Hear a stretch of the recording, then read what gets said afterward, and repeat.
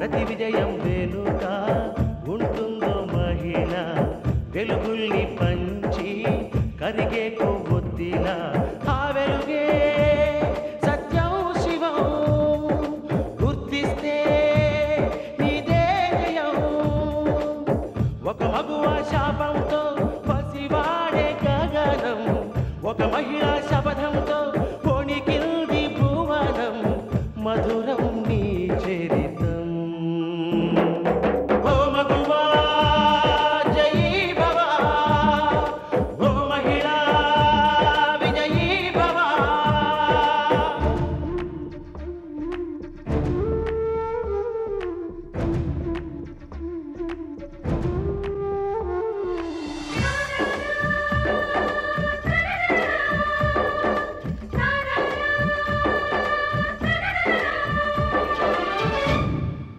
ఒట్టి మాటతో ఒక్కనాటికి రాదు రాదు జయము చిత్తశుద్ధితో చెమట ఓడ్చితే అందదా విజయము పిడుగు రాలిన అడుగు ముందుకు వేయుటే ధైర్యము మనసు చూపిన మార్గ మొదలగా సాగని పయనము అంతులేనిది నీ సహనము సాటి లేనిది నీ త్యాగము బతుకు బాటలో ఎన్ని వెతుకులాటలో మలుపు మలుపున ఎన్ని ఆటుపోటులో గెలుపే నీ ధ్యేయం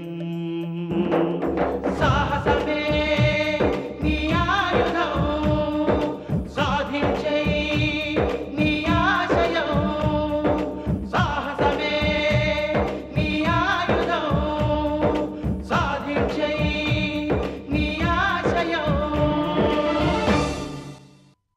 డ్రైవర్ కూతురుని తెచ్చి ఇంట్లో పెట్టుకున్నారని నలుగురు 4 రకాలుగా అనుకుంటారు. నాలుగుకి నరం లేదల్లుడు. ఎవరో ఏదో అనుకుంటే మనకేం నష్టం? అనుకునేవాళ్ళు ఏదైనా అనుకుంటారు. వాళ్ళకి జడిస్తే మనం ఏ పని చేయలేం. అమ్మా పవిత్ర, నీకు పూర్తిగా నయమయ్యే వరకు నువ్వు ఇక్కడే ఉండు. ఆ తర్వాత నువ్వు ఎక్కడికి వెళ్ళాలనుకుంటే అక్కడ పంపిస్తాను. మన గురించి మనం బతుకుతున్నాం కానీ ఒకళ్ళ గురించి కాదమ్మా. నేను చెప్పాల్సింది చెప్పాను. వింటే వింటారు, లేకపోతే వాళ్ళ ఇష్టం. తాగమ్మా, మొత్తం తాగు.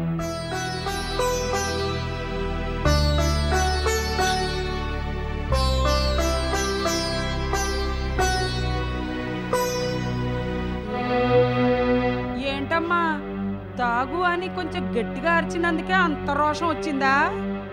ఈ రోషం పెళ్లికి ముందే ఉండాలి.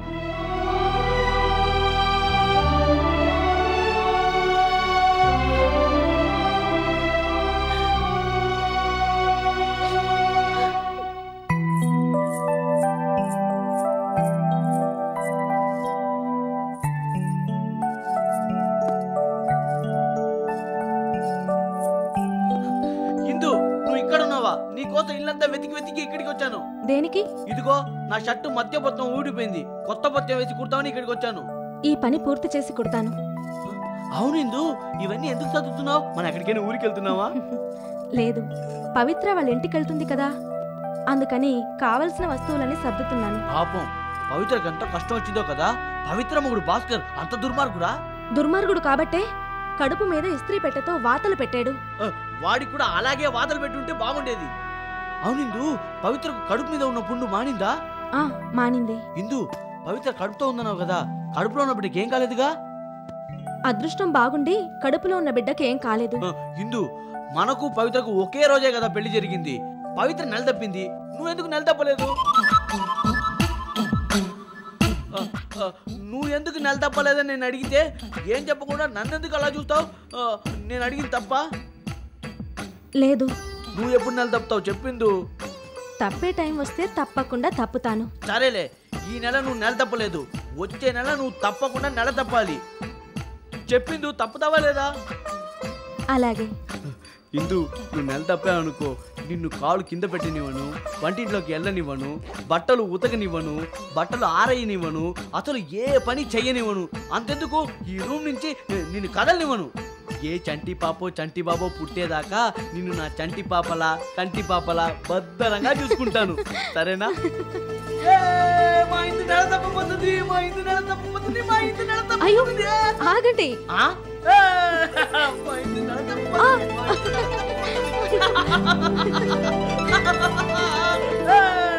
అమ్మా పవిత్ర, నువ్వేం మనసులో పెట్టుకోకుండా దిగులు పడకుండా ధైర్యంగా ఉండమ్మా.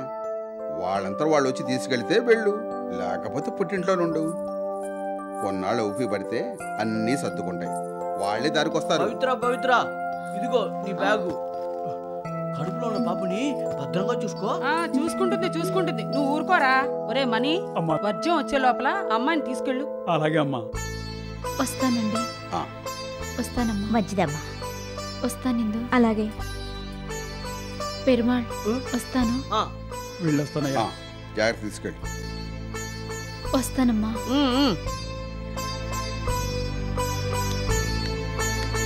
పవిత్ర ఎవరండి? నా కూతురేనయ్యా. అదిగో. అమ్మా, మీకు రిజిస్టర్ పోస్ట్ వచ్చింది. మీ ఇంటికి వెళ్తే ఇక్కడ ఉన్నట్టు చెప్పారు. ఇక్కడ ఒక సంతకం చేయండి.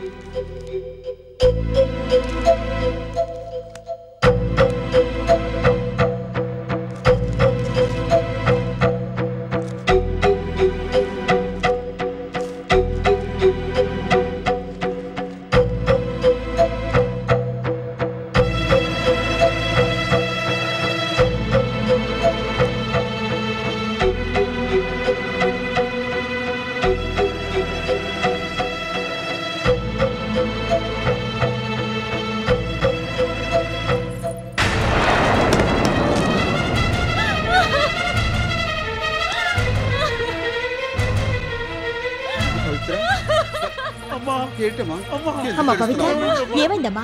ఏమైంది? ఆయన విడాకుల నోటీస్ పంపించారు.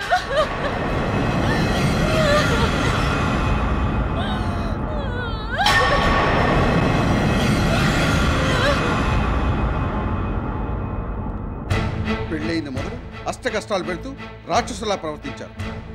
రాత్రులు వీధిలో నిలబెట్టడం, పని మనిషి కన్నా హీనంగా చూడటం, పస్తులు ఉంచడం, ఇస్త్రీ పెట్టితో వాతలు పెట్టడం, నరక యాతన పెట్టి అది చాలదన్నట్టు విడాకులు నోటీసు పంపిస్తారా? ఏమిట్రా నీ ఉద్దేశం? ఏం సుందరం, మాట్లాడమే. ఏంటండి ఆయన మాట్లాడేది? అసలు మీరు మాట్లాడేది ఏంటండి? మీరు చేసిన దానికి నిలబెట్టి కడిగేయాలని వచ్చారు. ఏంటయ్యా కడిగేది? సుందరం, ఆఖరికి నువ్వెంత చేతగాని వాడు అయ్యావు అన్నమాట. అంత చదువు చదివి నడి వయసు వచ్చి కూడా ఏం లాభం? కొడుకును కంట్రోల్లో పెట్టుకోవడం కూడా చేతగాని వాడు. నువ్వు ఒక తండ్రివేనా? ఛీ! ధర్మారావు గారు, అనవసరంగా నోరు పారేసుకోకండి. దీంట్లో నాకేమీ సంబంధం లేదు. సంబంధం లేదా? ఎందుకు సంబంధం లేదో నేను చూస్తాను. ఏంటండి మీరు చూసేది? పవిత్ర కాపురం బాగుపడాలని ఇంతకాలం ఓపిక పట్టాను. ఇప్పుడు నా ఓపికని మీరు రెచ్చగొడుతున్నారు. విడాకుల కోసం కోర్టుకు ఎక్కుతున్నారు. ఇక మిమ్మల్ని క్షమించలేను. ఏంటి బెదిరిస్తున్నారా? ఏం చేస్తారు? శకుంతల, అర్రవకు. అసలు నువ్వెందుకు మా ఇంటికి వచ్చావు? నువ్వు విడాకుల నోటీస్ ఎందుకు పంపావో తెలుసుకోవడానికి వచ్చా. ఆ దరిద్రపు గుట్ట మొహాన్ని ఏలుకోవడం ఇష్టం లేక విడాకుల నోటీస్ పంపాను. అంత తప్పేం చేసింది? పెళ్ళామంటే ఎలా ఉండాలి? మొగుడిని కనిపెట్టుకుని ఉండాలి. కష్టమైన సుఖమైన అత్తింట్లోనే పడి ఉండాలి. ఒక మంచి కోడలిగా, ఒక మంచి భార్యగా పేరు తెచ్చుకోవాలి. మరి ఆ డ్రైవర్ గాడి కూతురికి అదేం లేదే. పెళ్ళైంది మొదలు మా ఇంట్లో ఎన్ని రోజులుంది, మీ ఇంట్లో ఎన్ని రోజులుంది? పట్టుమని 10 రోజులు కూడా మా ఇంట్లో ఉండలేదు. మాట్లాడితే చాలు మీ ఇంటికి పరిగెత్తేది. మీరంటే అంత ఇదేంటి? నువ్వు సరిగ్గా చూసుకుంటే మా ఇంటికి ఎందుకు వస్తుంది? నువ్వు మీ అమ్మ కలిసి హింసిస్తుంటే ఎంతకాలం నోచుకుంటుంది? తప్పు మీ దగ్గర ఉంచుకొని మమ్మల్ని అంటే సిగ్గులేదు? సిగ్గులేంది మాకు కాదు, మీకు. భాస్కర్, నువ్వు చిన్నవాడు. ఉడుకు రక్తంతో ఆవేశపడటం మంచిది కాదు. విడాకుల కేసు రద్దు చేసుకుని మర్యాదగా నీ భార్యని ఏలుకోను. అది నాకు అక్కర్లేదు. అది ఎంగిలి విస్తరాకు. భాస్కర్, మంచి చెడ్డ లేకుండా మాట్లాడకు. మిస్టర్ ధర్మారావు, అసలు నీతో మాట్లాడాల్సిన అవసరం నాకేంటయ్యా? నువ్వేదైనా చేయదలుచుకుంటే కోర్టుకి రా. అక్కడికి రావడం ఇష్టం లేకపోతే మీ ఇంట్లోనే నువ్వే ఉంచు.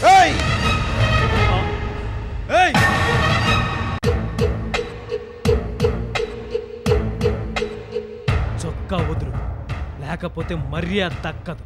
భాస్కర్ నువ్వురా, వీడంతా చూస్తాను. ఏంటయ్యా నువ్వు చూసేది? అసలు నిన్ను మా ఇంటికి ఎవడు రమ్మన్నాడు? నువ్వే కనుక పెద్ద మనిషివైతే మర్యాదగా బయటికి నడు. Get out.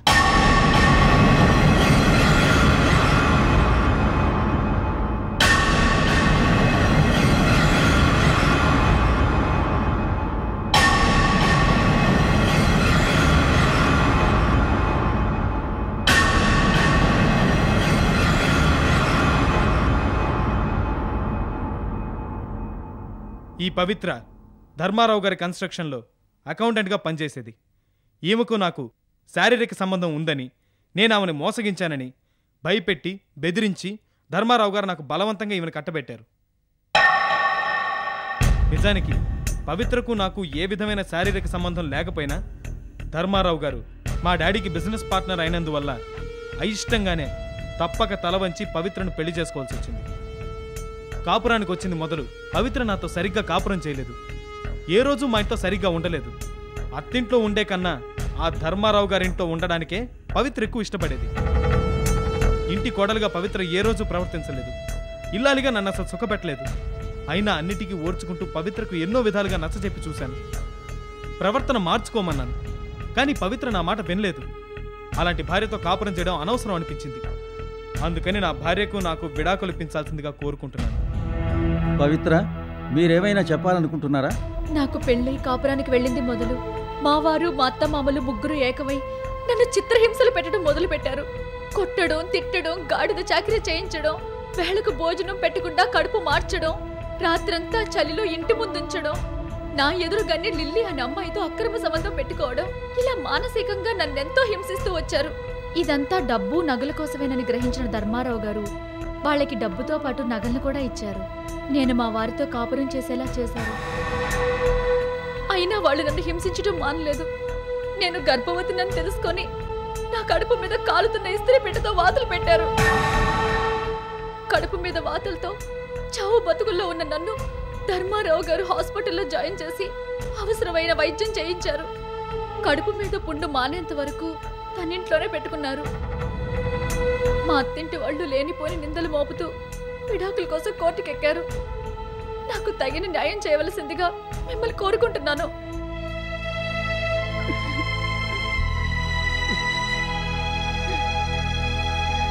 Mister Avadhani, any cross examination? ఏ శివరానర్, ప్రొసీడ్.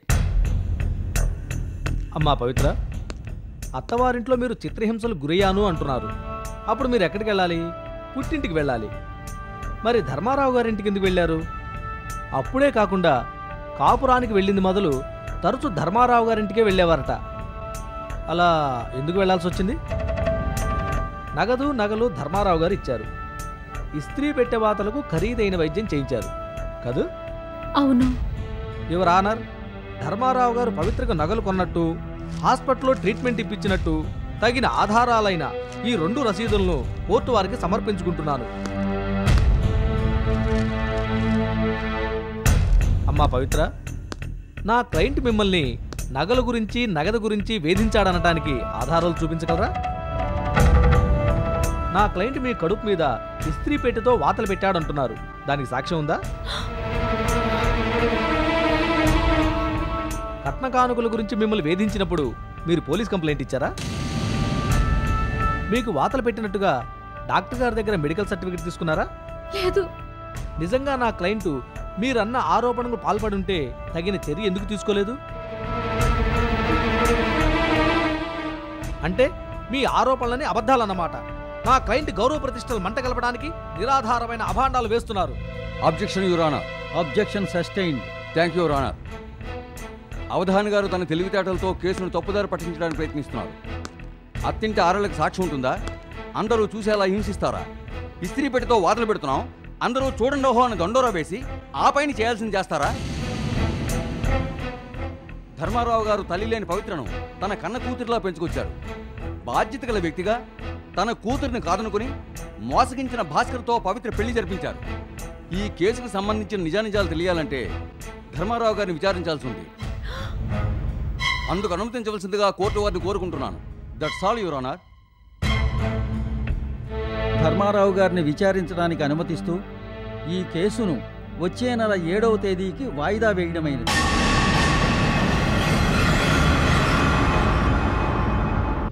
పుణ్యానికి పోతే పాపం ఎదురైనట్టు, మంచికి పోతే మన పుట్టి ముంచినట్టయింది.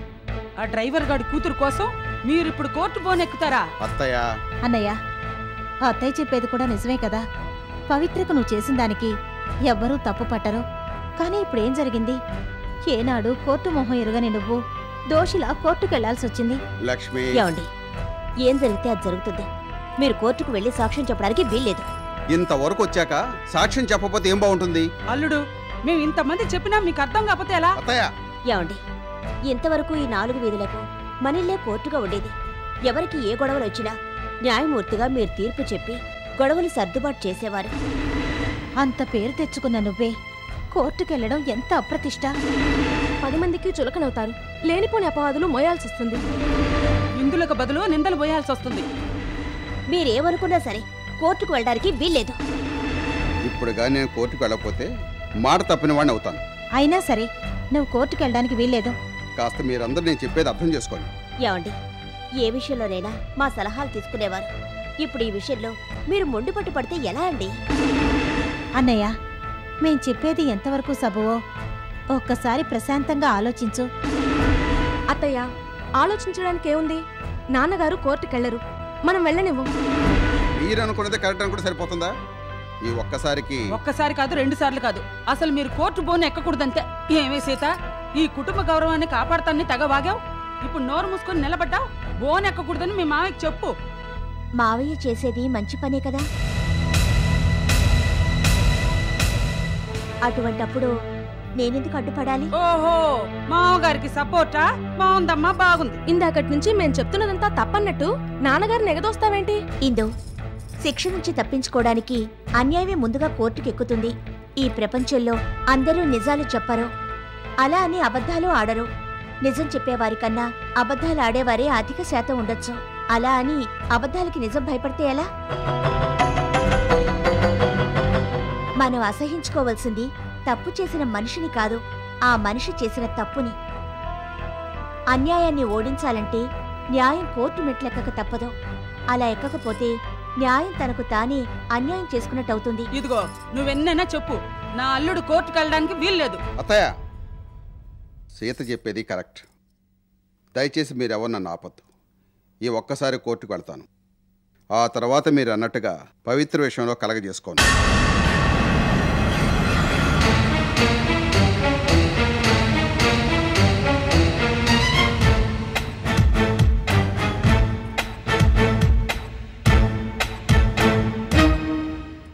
కేసు వాపసా? ఏమిటండి మీరు అనేది? అవును, కేసు వాపస్ తీసుకోవడం అన్ని విధాలా మంచిది. ఏమిటండి మంచి? ఇంతవరకు వచ్చాక కేసు వాపస్ తీసుకోమంటారేంటి? బుర్రలు తీసి బుర్రలు మార్చగల లిటిగెంట్ లాయర్ అని మిమ్మల్ని పెట్టుకుంటే మీరిచ్చే బోడి సలహా ఇదా? ఇంతకీ వాపస్ తీసుకోమని మీరే ఉద్దేశంతో అంటున్నారు? హీలిరిగి వాత పెట్టాలి, లాయర్కి లౌక్యం ప్రదర్శించాలి. పిడికిలికి బియ్యానికి ఒకే మంత్రం అంటే కుదరదు. అవసరాన్ని బట్టి పట్టు విడుపులు ఉండాలి. కేసు వాపస్ తీసుకోమని నేను ఎందుకంటున్నానో జాగ్రత్తగా వినండి. ధర్మారావు పెద్ద మనిషి, ఆషామాషి మనిషి కాదు. ఆస్తి, అంతస్తు, పరువు, ప్రతిష్ట, పేరు ప్రఖ్యాతులున్న వ్యక్తి. ఆయన మాటకి ఎంతో విలువ ఉంది. ఆయన గనక బోనెక్కి జరిగిందంతా చెప్పి పవిత్ర భాస్కర్ల కాపురం సజావుగా ఉండాలని నేనే చర్య తీసుకోలేదు, అభిప్రాయ భేదాలు వచ్చిన ఆలుమగల్ని సరిదిద్దాలని ఆశించాను, మానవతా ధర్మంతో నేను ప్రవర్తించాను, పవిత్రం నా కన్న కూతురుగా భావించి నగార్ నట్రా కొనిపెట్టాను అని ధర్మారావు కోర్టులో సాక్ష్యం చెప్తే కోర్టు నమ్మి తీరుతుంది. ఆయన అలా సాక్ష్యం చెప్తే మనం చేయగలిగింది ఏమీ లేదు. అందుకని ముందు జాగ్రత్తగా కేసు వాపస్ తీసుకొని పవిత్రను ఇంటికి తీసుకురండి. ఇక ఆ తర్వాత ఏం చేయాలనేది నేను చెప్తాను. ఆ బుద్ధి లేని లాయర్ ఏదో చెప్పాడని కేసు వాపస్ తీసుకుంటారా? లేని కొత్త పాయింట్లు లేవనెత్తేవాడే లాయర్ గాని ఉన్న పాయింట్లకి భయపడి తల ఒగ్గేవాడు లాయర్ కాడు. ఇది జరుగుతుంది, అది జరుగుతుందని భయపడుతూ కూర్చుంటే మనం అనుకునేది ఏది జరగదు. ఒరే భాస్కర్, మీ నాన్నకి వయసు అయిపోయింది, ఆయన భయపడ్డంలో అర్థం ఉంది. కానీ నీది ముడుకు రక్తం, నువ్వెందుకు భయపడతావు? ఆ లాయరు చెప్పాడని కేసు వాపస్ తీసుకుంటే ఆ పవిత్రతో నీకు విడాకులు వస్తాయా? నువ్వనుకున్నట్టు ఏదో పెద్దింటి అమ్మాయిని పెళ్లి చేసుకునే అవకాశం కలుగుతుందా? ఆ ధర్మారావు బోనెక్కి సాక్ష్యం చెప్తే కేసు నిలబడదని మన లాయర్ చెప్పిన తర్వాత వేరే దారే ఉంది. నిజానికి ఉండేది ఒకటే దారి, అబద్ధానికి ఎన్నో అడ్డదారులుంటాయి. అదేదారో చెప్పి ఆ శనిగొట్టు మొహం నుంచి విడాకులొచ్చే ఏర్పాటు చేయి తల్లి. వచ్చే వాయిదాలో నా మావయ్య ధర్మారావుకి భాస్కర్ పెళ్ళాం పవిత్రకి అక్రమ సంబంధం ఉందనే పాయింట్ లేవదీయాలి.